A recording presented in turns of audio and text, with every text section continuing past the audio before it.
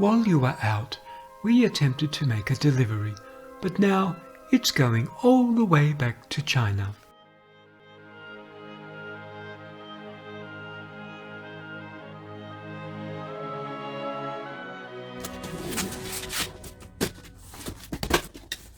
Get up, go out, rider.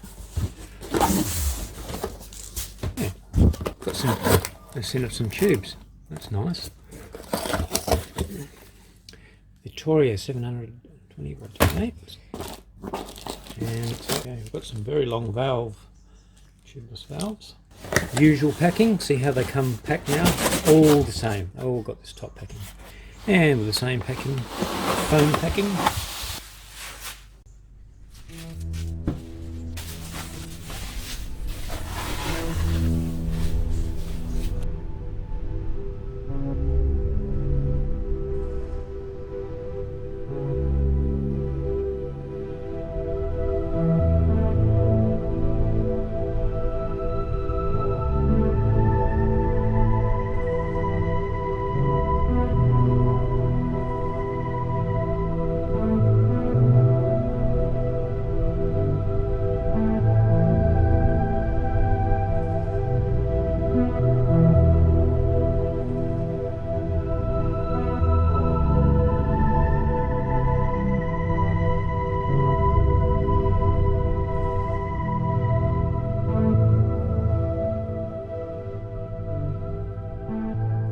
Very first impressions of the wheels, they're black or dark grey, and it's a raw carbon finish or a satin finish. So the decals are not easily removed, they're stuck on quite well. Black stainless steel spokes, of course DT Swiss hubs, the 180s on this model, and comes with rim tapes on there. They're quite wide, we'll measure them in a minute, the rim width. And of course the section here is 69mm. One more millimetre would have made 70. Why 69? I don't know, maybe there's a reason. Now, as we know, weight isn't everything, is it? However, most people ask how much do the wheels weigh. So that's the first thing we're going to find out, how much they weigh. Front wheel is 720 grams. Rear wheel 860. So 1580 grams. Their website says 1550. So what's that? 30 grams different. So maybe because these got the rim tapes on, maybe the rim tapes weigh 15 grams each. Now we may as well tell you the price of these Polaris wheels at the beginning of this video. Now this is in Australian dollars. Now if you want DT 350 hubs, so that's the heavier hub, they're $2,289 a pair. If you want the DT 240 hub, so it's lighter ones, $3,226, and for these hubs, the DT 180, so that's the lightest wheels, is $3,642. Now the sizing of these rims, these are very wide rims. Here we've got an inside of 23, the outside of, I measure about 31 and a half, 32 or 31 and a half. But the widest part of the rim is further down on the section, and that is, I measure that at 34 to 35. And this is just a cheap plastic caliper, but on the website it says 35. So 35 at the widest part on the section there. And your section here is what it says there, 69mm. Now we're just going to discuss rim shape for a while, because these rims are a little bit different than most of the aero rims you get out there on your carbon wheels, in that first of all they're very, very wide. So here, very, very wide that way. They're 23mm on the inside. With the rim shape, you've quite often got that sort of shape, and then you've got your little clincher, then you can get that sort of shape with a flatter wall rather than like that. This is sort of more of a pointy one. But these ones, these Polaris, excuse my writing, Polaris, are like this. They come out and then they go in. I'm not very good at drawing, am I? Try and get it symmetrical. but they come in up the top here. So here's your clincher part here, up the top for your tyre.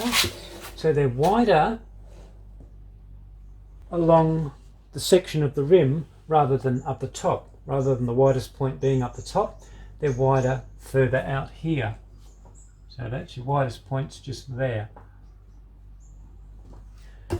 When we put our tyre on, when we put a tyre on a rim like this, just say this is 19 or 20, even 21.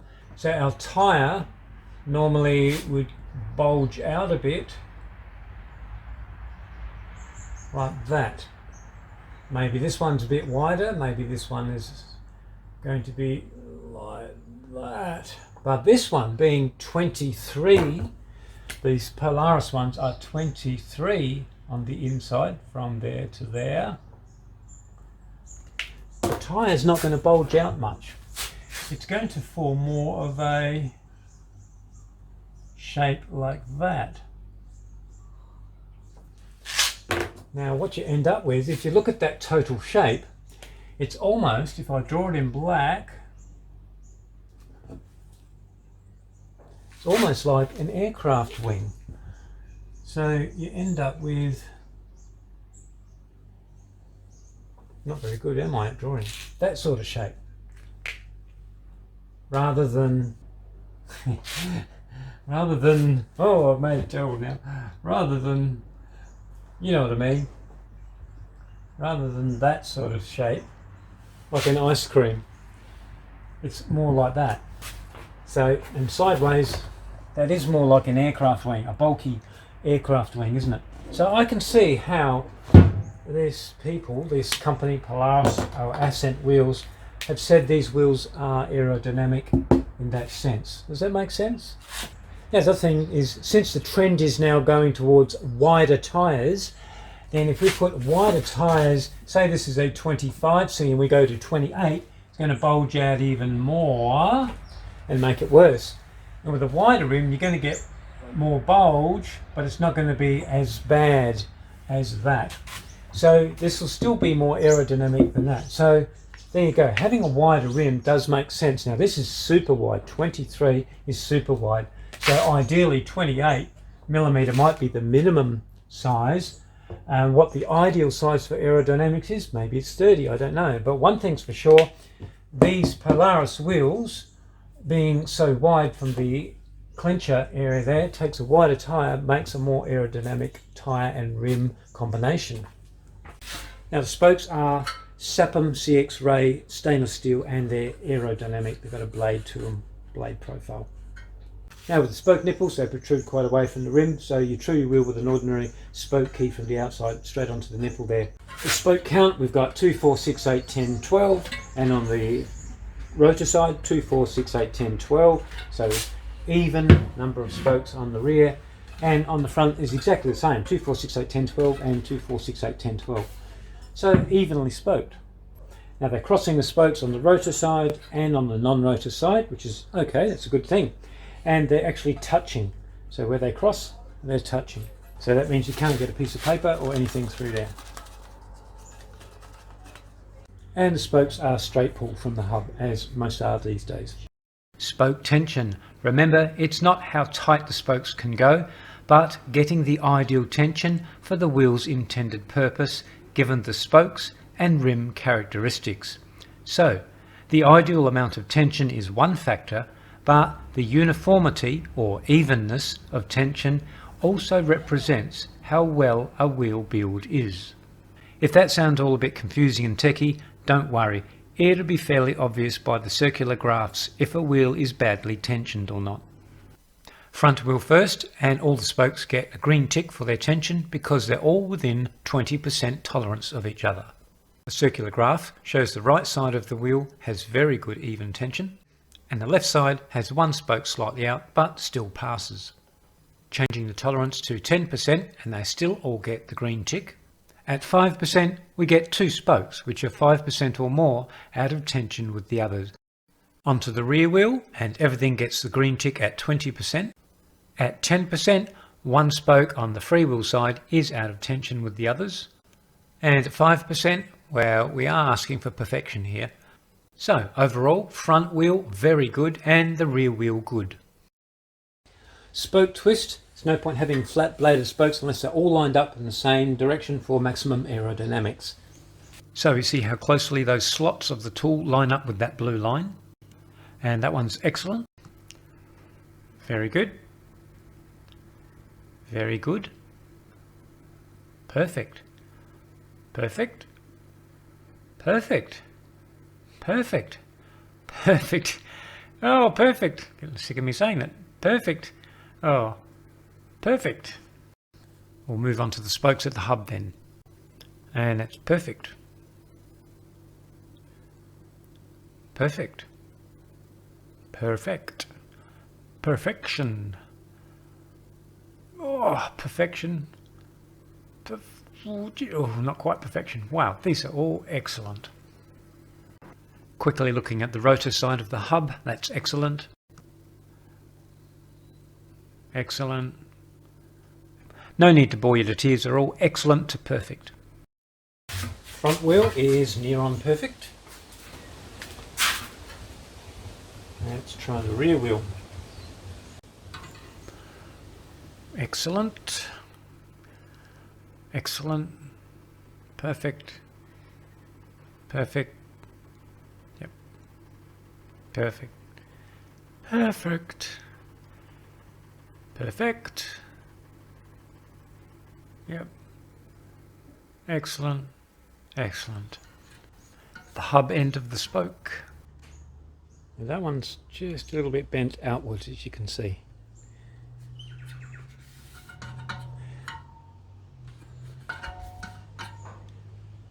It's just a little bit out. That one's a bit out as well. I feel like just pushing it in. Of course, if you do that, you can upset the... See, that one's out as well, just a little bit. Okay, so we've got a few that are out on this rear wheel. That's 3 so far. 4. Now back to square. So 4 on that are out on the cassette side, free hub side. Rear wheel on the rotor side. Okay, that's fine.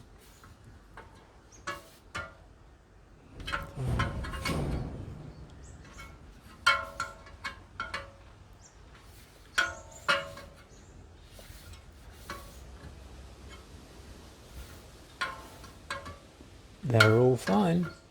Yep. Up at the rim. Good. Good. Good. Good. Good. Good. Good. Good. Good. For a while there, I thought we were going to have perfect wheels as far as spoke twist is concerned, but not so. We had 4 that were twisted near the hub on the free hub side. So if they're straight up near the rim but twisted down near the hub, it means somewhere along the way they slowly twist. That's all. I'm just exaggerating, but it's only a slight amount.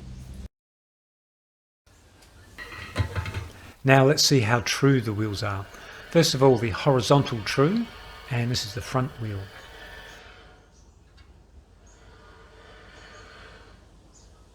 $14, $15, $16, $17. And you might be thinking, well, if it's a disc wheel, does it make any difference whether there's a slight buckle horizontally or not? Well, it's true, it doesn't. But it does represent how well the wheel is made. 0.17.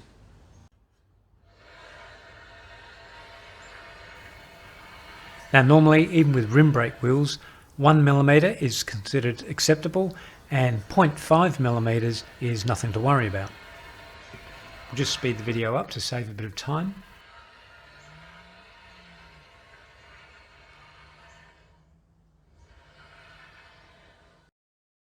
Okay, so we've got two below there, 0.2. So 0.12 of a millimetre. Front wheel. So about 14, 15, 16, 17, 18.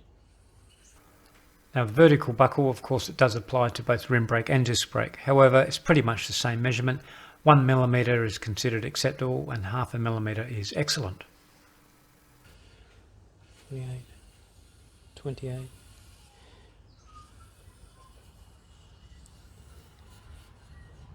Okay, 0.28 millimeter. Rear wheel, 9, 10, 11, 12, oh, 15.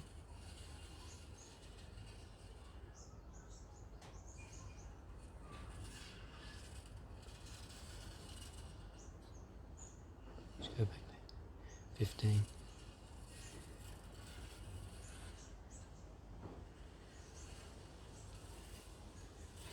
15.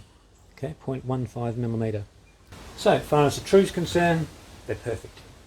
Clutch engagement, so how many engagements per revolution of the wheel? Just put the valve hole down the bottom.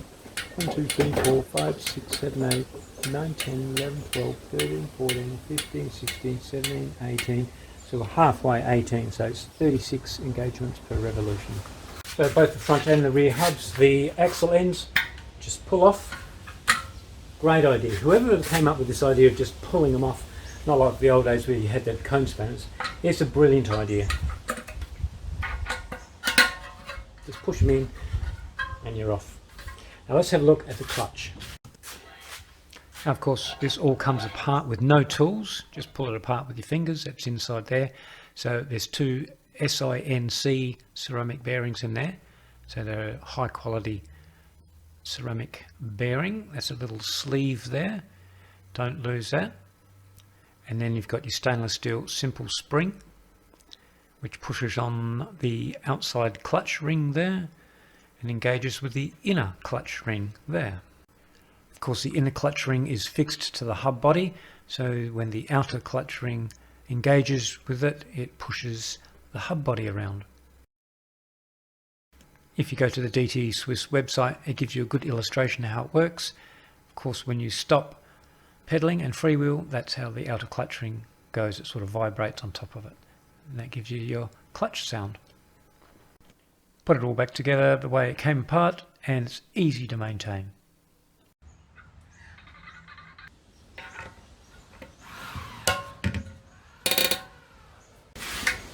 The dishing of the wheel.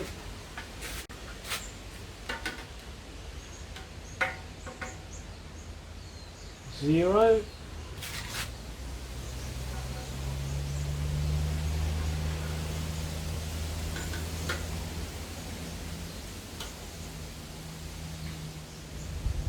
Excellent. So 0, that's perfectly dished on the rear wheel. Front wheel, of course, is way down there. 0. Yep.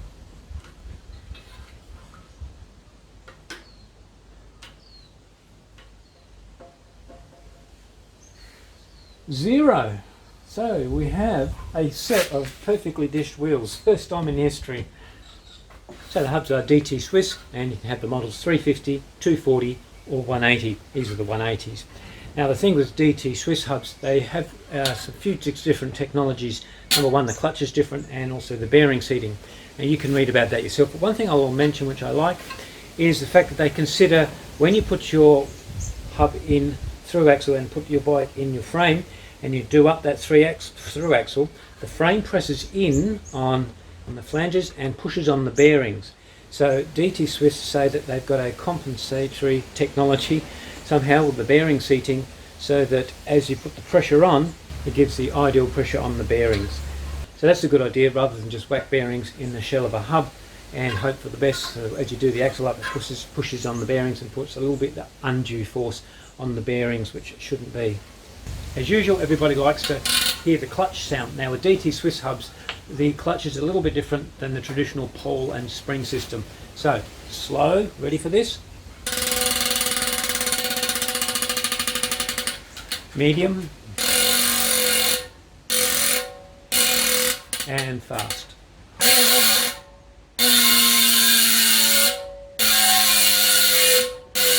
That's quite loud. John doesn't like the sound of these wheels. Way too noisy.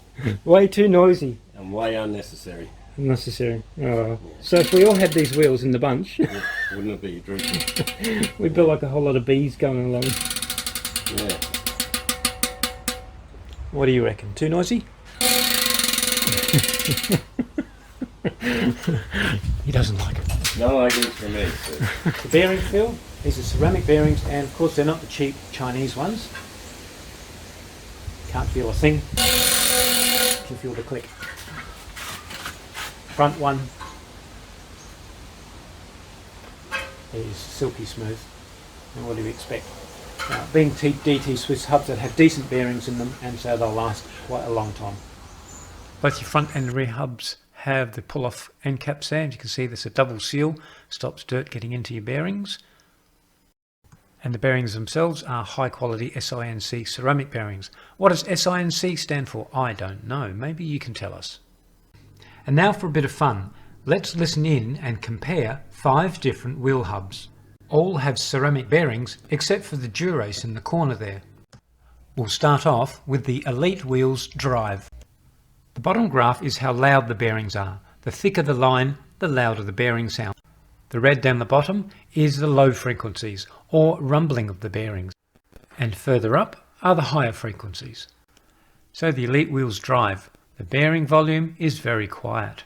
The big thick red line going past is bearing rumble, and all hubs are going to have that. However, the brighter that red colour, the louder the sound is. Going above that is virtually nothing, except background noise.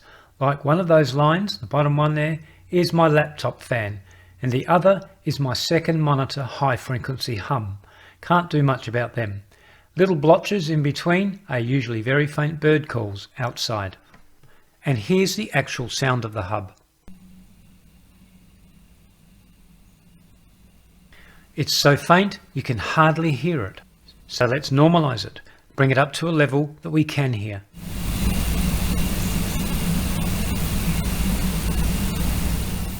Let's move on to the Aviav Aerox wheel.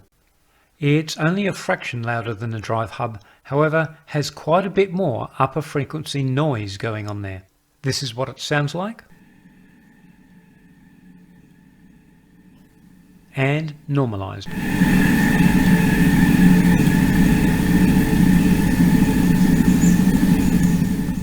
The Windspace Hyper Hub. Not as loud as the Aviav hub and a little less overall noise. Here's what it sounds like.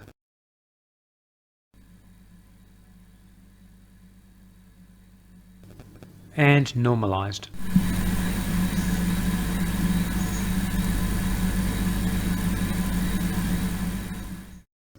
And now the Ascent Polaris. The volume of the bearing is very low, but there's definitely some noise going on. You can see the regular lines in the mid to upper frequency range, and this is in sync with the rotations of the wheel. Taking a listen, and normalized.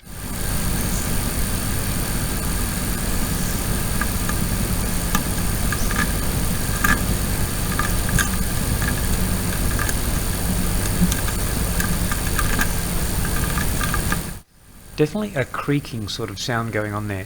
These should be high quality bearings in these DT Swiss hubs, so it may be just creaking of the seals, which will wear softer in time. And I thought I'd throw this one in for a balance of reality. This Shimano Durace 9000 hub has done more than 15,000 kilometres. As you would expect, it has the loudest bearing sound and has the most rumble of them all, as shown by the bright orange colouring at the bottom of the spectrograph. Here's what it sounds like at normal level, and normalised.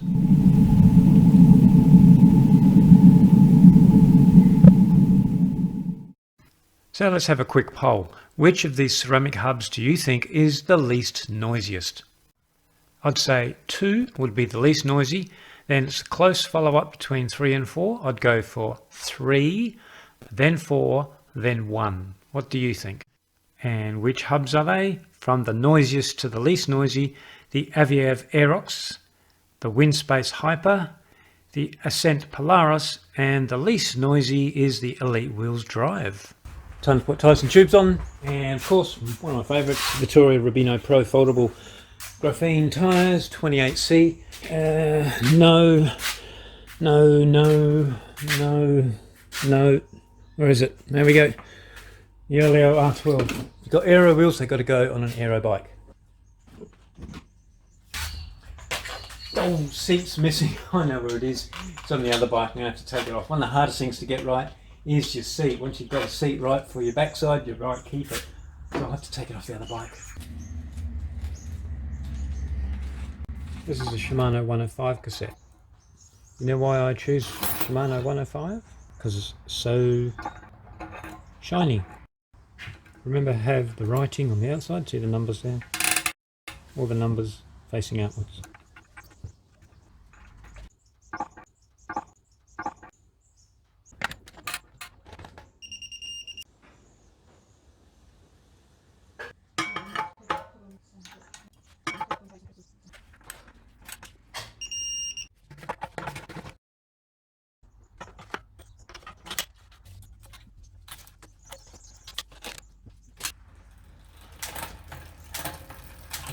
So the aero, tyre and rim combination looks quite good.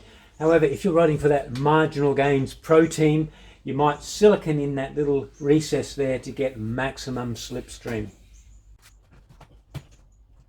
So what do you reckon? I think they look pretty stealthy. If you're going to go aero, deep dish rims, aero frame, keep going aero. Let's go for a ride. 1, 2. Oh, 5, 6, 7, 8. I'm move around. 18, is it? It's actually 18. 18. 18. You want to do that?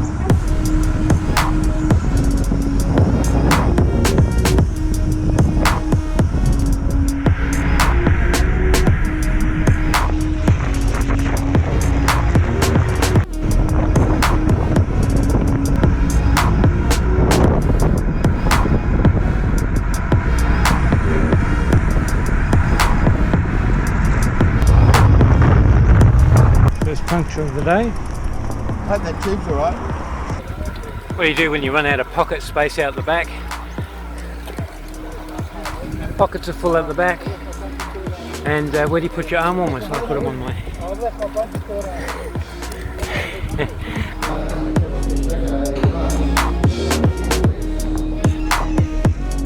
Open up your hand. Right. There they all are. Clench your hand. Right, got them. Give them a shake. That reminds you of you? Yes. It does.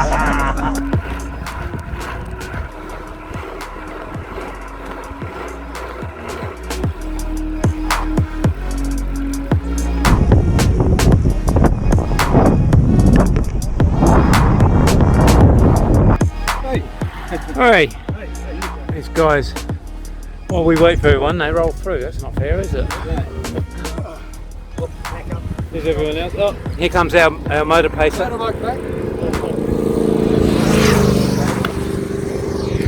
Quick, get on the back. That's it. These guys are going. We've got to do an extra now. Go home. Another 18 k's to get home yet. 18.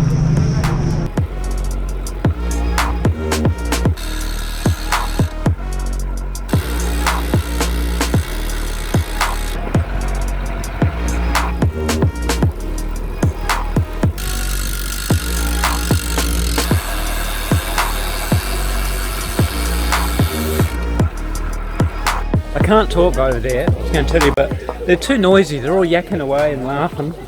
Anyway, so these wheels, we had a crosswind on a ridge come over. Yeah. You can definitely feel the crosswind as it was coming on the side. Do you feel the crosswind on yours? Yeah, I felt it on mine, but probably not as bad as yours. That front one's really big, and it's only a 50, so... Yeah. Hey, I've never that's it. I've never ridden a deep section rim like over 50 mil where you can't feel the crosswind. You always do. You always do, no matter what they say. There's no way you don't. It doesn't matter what they tell you. And you can hear them. They're noisy. Not noisy like annoying noisy, but you can hear them. Yeah, well, that back one's a real whirler. Yeah. Makes a noise. A whirler. A whirler. A whirler. So. We hear it go woo woo. Okay. Oh, they're comfortable. They're comfortable. Yeah. Nice. Soft, They are. aren't Yeah. they? And Robbo reckons here this business about the soft wall, the side wall, because it's large, being you can push it in. It's quite soft. It's thin. And a lot of the modern ones are quite hard. You'll notice it on Cement Hill today, And the difference. You'll feel it. Yeah. And your big tyres, And these ones you you can- softer over the bumps again, sort of down a bit. So. Yeah. So what Robbo here says is correct. Is because you've got a thinner sidewall, softer, it flexes a little bit, and it's definitely comfortable. It's definitely a comfortable deep section rim, very nice. Excellent for comfort. Now they are faster wheels, guarantee you that. Yeah, I reckon you're travelling pretty quick on that today. Yeah. You don't notice it when you're just riding along, but when you get up to speed, you know how you go fast. When you go faster, it gets harder to push, right? Obviously. Yeah.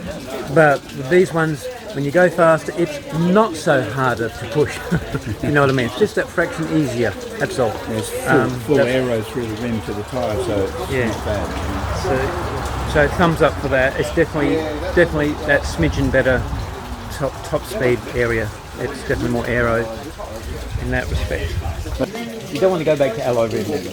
No. Never do it. Never touch it.